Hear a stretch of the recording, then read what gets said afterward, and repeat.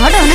नाराज काहे होलू छने पछने बियाह जब कइलू अपने पसने मोती मराइल रहे। अरे जहन पहिले जे